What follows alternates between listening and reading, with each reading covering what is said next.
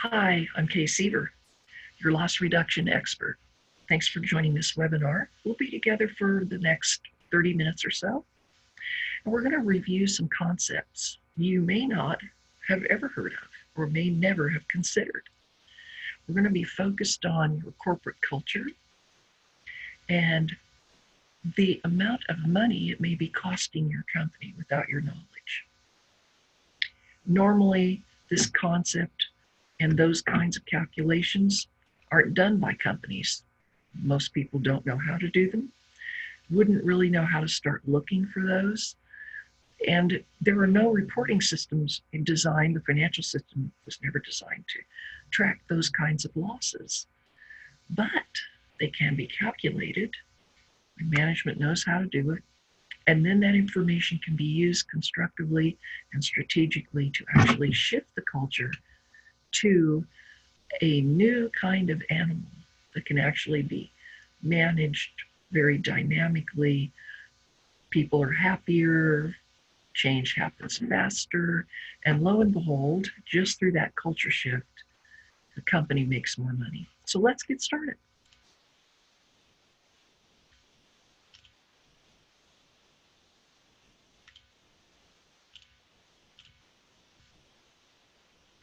This is an example that I'm going to run through, especially for my mining audience.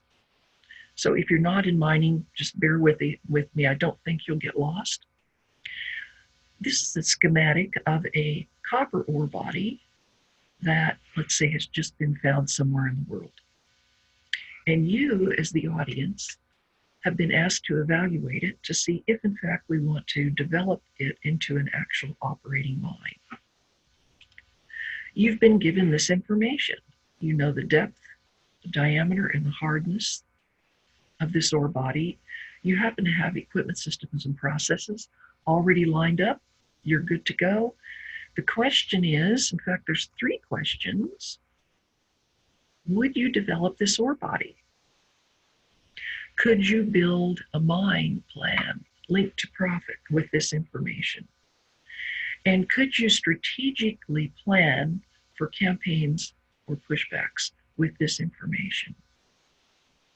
And those of you that are in the mining industry most certainly would answer, no, it's not enough information because we don't have a KPI, a measure that links us to the value of this ore body.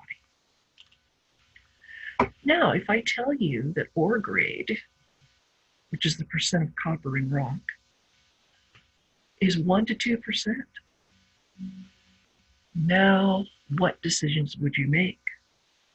This is given no special environmental restrictions that are out of the ordinary or no logistic issues that make the mine inaccessible, let's say. So would you develop this ore body with a grade of 1 to 2%? Could you build a mine plan linked to profit with a grade of 1 to 2%? And could you plan for campaigns and pushbacks with a grade of 1 to 2%? And almost in every case, the answer would be yes. So let's think about that for a moment. A minute ago, we had data that described characteristics of the ore body, but we weren't able to move forward with a financial decision and commitment until we had a statistic that related to economic value. And that's what ore grade did for us. Now, remembering this, I want to carry this forward into our discussion about corporate culture. What if we could attach an economic value to your corporate culture? What would that mean? What would that mean to you as managers? Would you manage your people differently? Would you make different choices when you're in meetings? What would you discover about people's potential to change? And what would they discover about themselves? The title of this presentation had to do with 2 dimensions and 3 dimensions. A 2-dimensional problem with a 3-dimensional solution. The three dimensions that I was specifically talking about here are actual, budget, and potential. Actual relates to what we actually did. Budget, what we plan to do. Potential, what could have happened but didn't. This could be money that we could have earned or reported as profit, but we didn't. Perhaps a change that we could have made, but we didn't. Perhaps costs that could have been saved, but we didn't. So there's lots of things that fall under this umbrella. The important thing is to remember this concept. As you know, actual and budget databases exist in every single company. Those two sets of numbers are used to manage widely by every management team. Every financial decision involves those numbers in some way. But most companies don't have access to their potential. They don't know the value of their corporate culture, and they don't know how much money they're leaving on the table because there's no financial system that will give them that information. It's not tracked. It can be calculated. The good news is when you've got all three, actual, budget, potential, you now have a different context to evaluate performance that few companies have.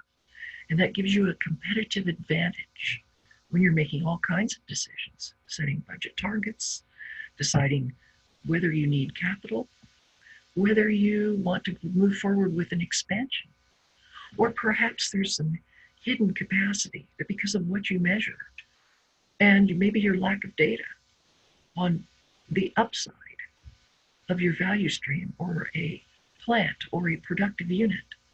You really don't have any numbers for that. But if you did, you might make a different decision. So there's many things this can be used for. It's also great to use for culture change. Some background on corporate culture, quickly.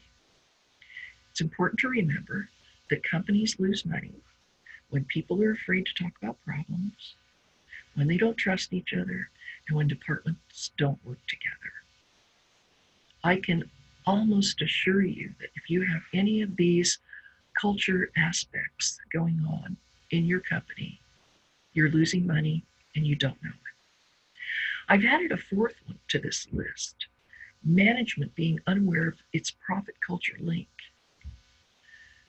That level of awareness is worth a lot of money. But again, because the data has to be created actually by management, it rarely exists out there, and so people don't have that perspective that in fact their culture is worth money and can create value with them under the right circumstances. My definition of culture is really pretty simple. The way people think and work together. It doesn't get much easier to describe it than that. We don't really need advanced degrees in sociology, change management, or whatever to understand culture when you boil it down to the basics. There's four things that impact the value that a culture can generate: perspectives, beliefs, and relationships and choices that come from those perspectives and beliefs. It's really that simple. And if we understand the touch points where those four characteristics touch decisions, touch our financials, touch our people, well, that's the magic. We got it. And we understand where losses might occur. It's important to note here, many companies buy new equipment with the intent of making more money. Seldom does a company look first at culture change to make more money. If with the focus of a loss reduction culture, it is actually possible to shift the culture strategically to make more money. So if you could link losses to corporate culture, you could actually mine your losses, just like you mine ore from a pit if you're working for a mining company. Kind of an interesting thing to think about. I've got 5 different examples here that I'm going to share with you about real culture losses. These are losses that I have encountered in my work with my clients. So let's get started into those to give you a better idea of how this might apply in your business. This first one has to do with perspectives and silos. In this case, we have $2,500 that was saved by a company, actually saved by a centralized purchasing group because they changed suppliers to pay less for parts. In this particular case, the parts were hydraulic related parts. When the parts were sent out to the sites to be installed in the equipment, they started to fail. Pretty soon there were massive failures repeated throughout the year. When I was visiting there, they told me about this problem. They had never tried to value their losses on site because of the decision that centralized procurement had made. But when we put a pencil to it, we discovered it was worth $4 million that year. That was $4 million of profit that wasn't reported by this site because of an attempt to save $2,500 in corporate. This kind of problem happens frequently. It truly is a problem that is rooted in management perspectives, especially at the corporate office. Some of us might say, all of this can be solved with a new communication process, which actually is what came out of this effort, which is a good thing. But the new communication process wouldn't solve the problem if, in fact, perspectives in corporate hadn't been changed so that there was a knowledge that with cost savings, there is a risk of creating loss. And unless we know both sides, the cost and the benefit, we really shouldn't move forward with cost savings plans. The second example has to do with a repeatable startup process. Part of the growth strategy of one of my clients was to start up a new operation every 2 years. They had an existing startup plan that really was poorly executed and poorly designed.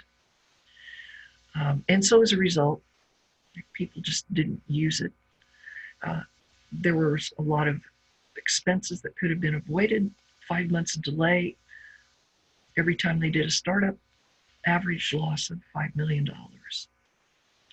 So I worked with a cross-functional team of 10 people. We, over the course of 10 meetings, designed a new process that was actually quite good. But we knew that no matter how good that process was, we could have delivered it and it could have been ignored unless we changed the culture pretty much simultaneously when the process was rolled out. And so we designed a unique rollout plan that actually got every single group that participated in that process for that startup involved. The company said they'd never seen anything like it before. And at the end of that session, people understood why they needed to focus on their part of the process at a certain time, and they knew the value lost if they didn't. And having that value lost information was the key to shifting their thinking and raising their commitment for the success of a startup process every time they had to execute it. This third example is the reason that this presentation has the title that it does, On Budget but Losing Millions. This is actually possible. When you think about budget, budget is the plan. We do the best we can to meet the plan. Whatever we happen to put in the budget, compared to what's actually occurring, could either expose an opportunity or hide an opportunity. In this case, The management team on site focused on large capital projects for most of their improvement opportunities. Their perspective was that if it was a small problem, it couldn't be costing that much. We're just going to focus on the big stuff. And so that's what they did. The day I visited, I asked them questions about their budget assumptions. And through the course of the discussion, we discovered that there was a 10-minute recurring event that happened every day, all year long. But because it was 10 minutes, their perspective was it couldn't possibly be worth very much money. When we put the dollars to it, it was worth 180 hours of operating time a year. And because of the margins that they were incurring at that time with their commodity prices, this was a $17 million loss that they never knew was there. And it had been happening more than 1 year. So the outcome of this was to immediately switch gears. In the meeting I was in with them, they wanted to basically rip apart all their other budget assumptions to see if, in fact, they had made a similar mistake in other places. So this permanently changed their thinking about the budget, what to put in the budget, what assumptions to make about what's happening out in the field. A few years ago, I was asked to go to a large corporate office for the express purpose of finding hidden losses, which is great. Over the course of the week, I met with all of the departments in this office, and there were a lot of them. With their agreement in every case, we calculated the losses that they identified through the course of our conversation, and we put value to them. And at the end of the week, we found that there was a loss attached of $24 million, either related to the departments that work with each other in corporate or the relationship between site and corporate. This is real money. It actually could have been converted to profit, way bigger than what they thought was out there. But when the dollars are big, urgency goes up. And people feel the need to change all of a sudden, where before change was optional. We can do it or not do it. It's kind of our choice. But when they know there's this kind of money involved, all of a sudden it might be the most important thing they could work on. This last example has to do with project contingencies. For those of you in the audience today, some of you, maybe all of you, have participated in one or more projects over your career. Some of you may have led projects. Some of you might be project leaders of departments, maybe a department of engineers that assist operating sites with many different projects, capital spending, and that kind of thing, expansions. I have frequently run into guidelines for setting project contingencies, often 20% of the total amount that was budgeted. So let's say it's a $100 million project. The contingency would be an additional 20%. So that would be an additional 20 million. What if, in line with our thinking here and our conversation about culture and culture having value and the kinds of issues, fear of speaking about problems, lack of trust, and departments not working together, thinking about those three things, would it be possible to perhaps cut the contingency in half? Because of, let's say half of it was for culture losses, and let's say we could, through culture change, we could reduce it by half. So that means contingency might be able to drop from 20 million to 10 million. I'm not asking you to answer that question. I'm asking you to think about that. If, in fact, we've been setting project contingencies all these years to compensate for a weak culture, broken relationships, lack of commitment, And if that's true, and we could change that, how much less could we budget for on project contingencies? Something to think about. Culture losses occur in every company, regardless of product, service, size of company. There's 3 rules here I'm going to share with you. If losses are caused by the culture, you must change the culture to stop them. Process changes will not be effective for that purpose. Once you see things a different way, you can never go back to your old way of thinking, and that is the value of perspectives. And you'll see in a minute, there's a lot of focus in my work on changing perspectives, because once we do that up front first, everything else that needs to happen will be easier.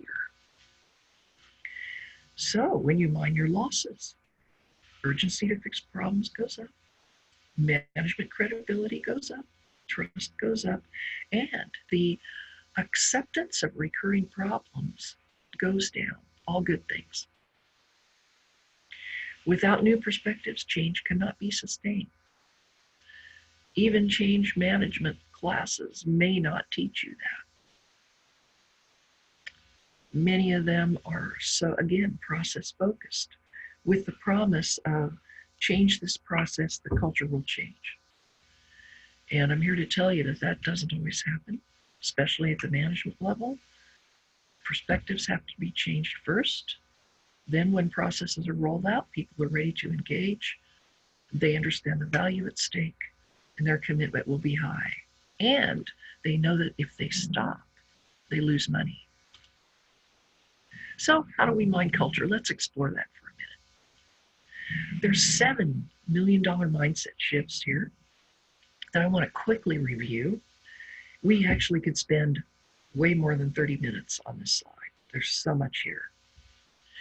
These 7 perspectives down the left side of the slide relate to your current scenario, your current culture. You may or may not have all 7 of these in your culture.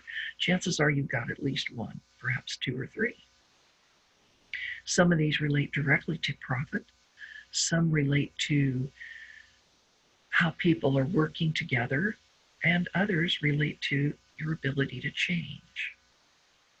If we can shift from the right side to the left side on all 7 of these, oh my gosh, amazing things happen when that happens.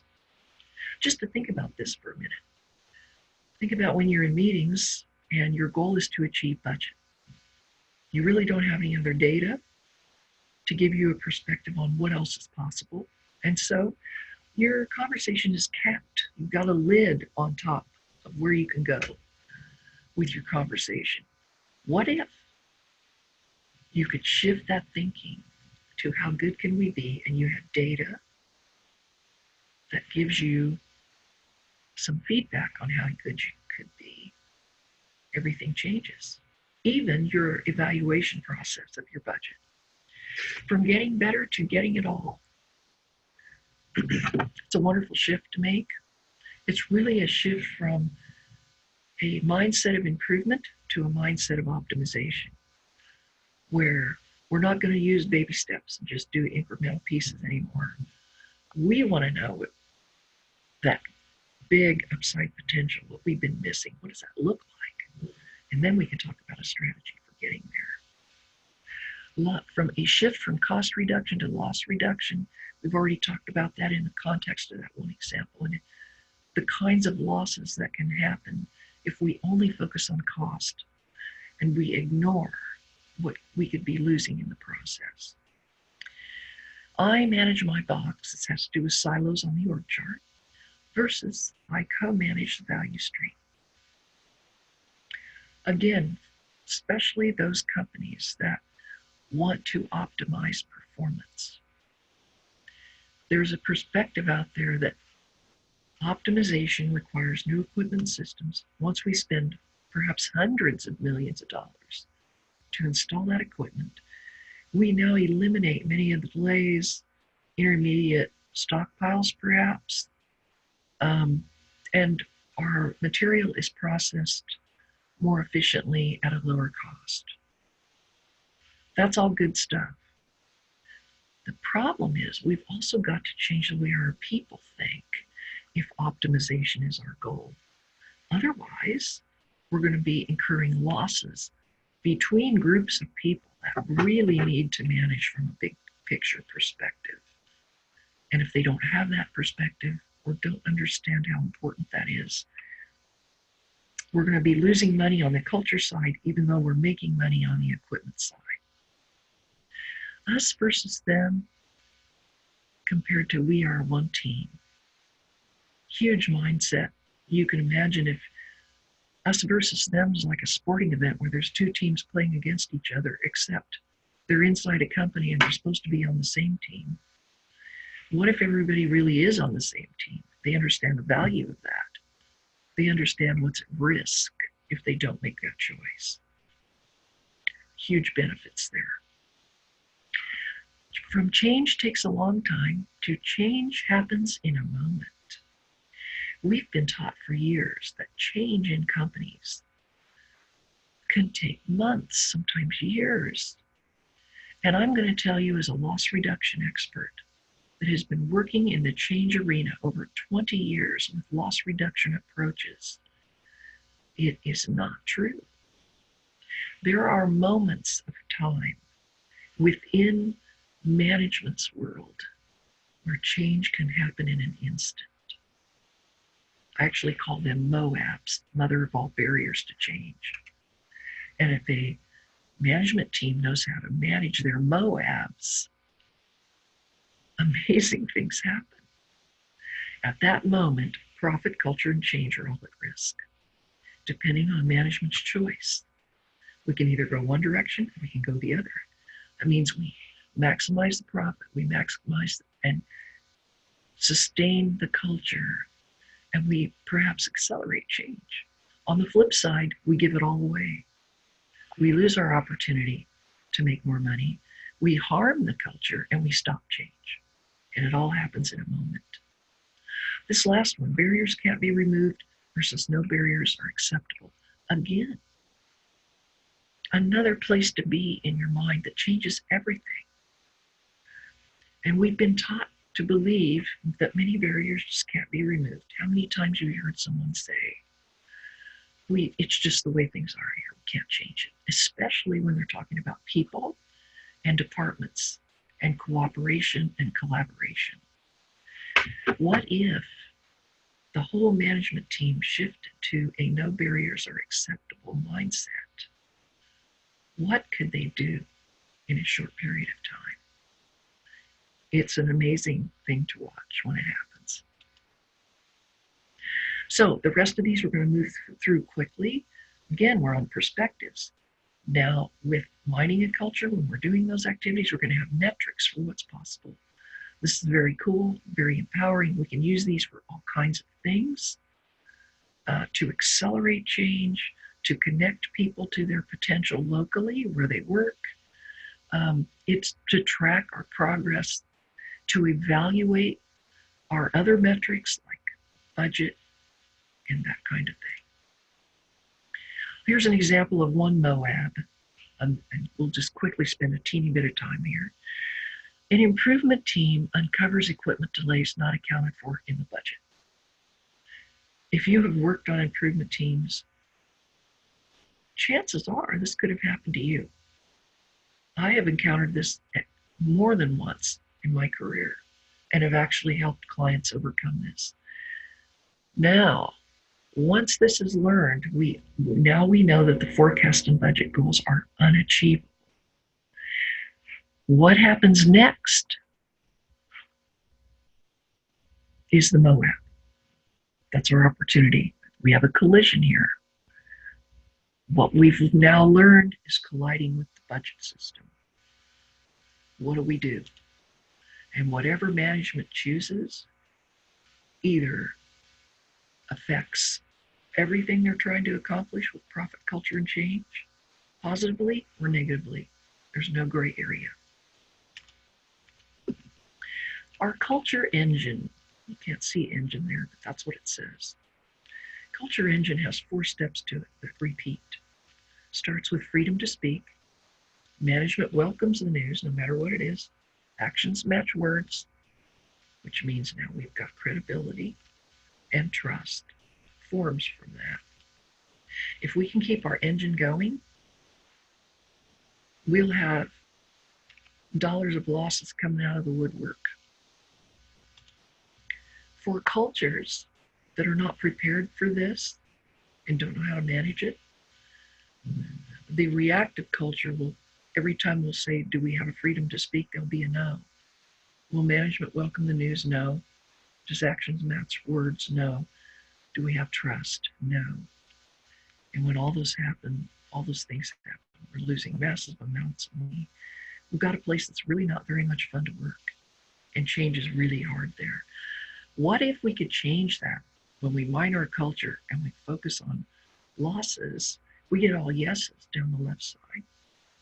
And by golly, we've got a proactive culture that is a self-perpetuating machine as long as our management team knows how to operate it. Site-wide optimization, we touched on that a little bit ago. Here's a graphic for that, where the top level shows people that are managing their own departments, really focused on that.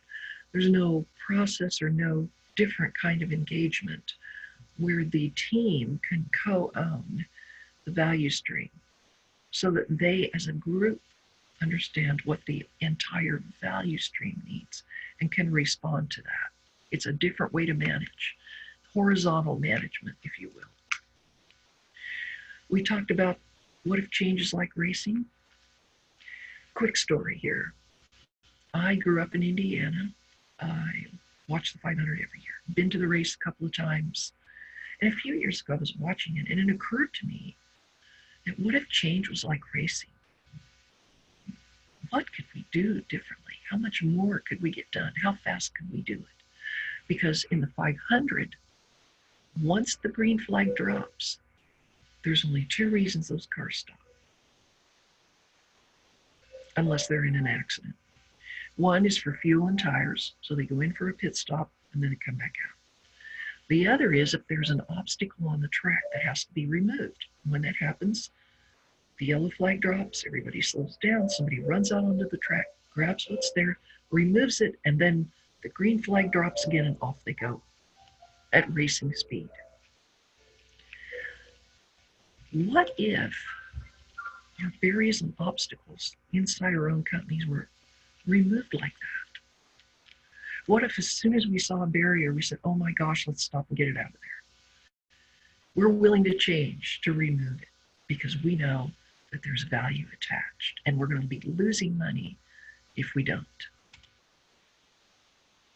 So many benefits to mining your culture: great decisions, many problems solved, relationships, access to potential.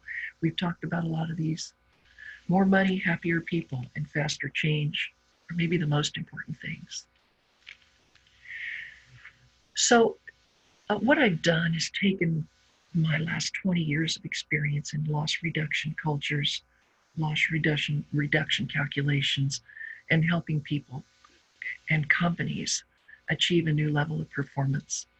And I thought about what kind of training they needed. If a management team could be trained to think like I do, for example,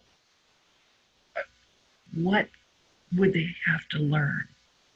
What would they have to do? And how could that be bundled into a module type curriculum that could be completed in a short period of time? And so what I've done is put together a program called Mining Opportunity, a proven system for accessing potential and stopping culture losses. If your management team decides to engage in that, they're going to learn how to connect people to their potential. You can read more about the curriculum as far as what's involved, the kinds of things we learn, the modules.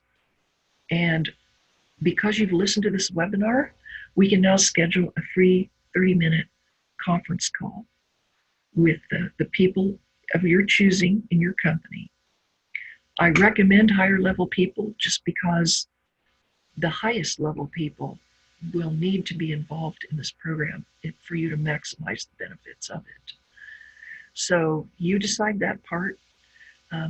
Contact me via email or phone. You can find that information on my website. We'll set up the call. And again, it's free to you. And if we decide there's a match as far as what kind of training I offer and what you're looking for, what your goals are, hey, that would be great. So thank you very much. Appreciate you tuning in today and sticking with me. Wishing you all the best in 2019, and I hope to hear from you shortly as you meet the challenges in your everyday business. And best of luck. Hope to hear from you soon. Thanks. Bye.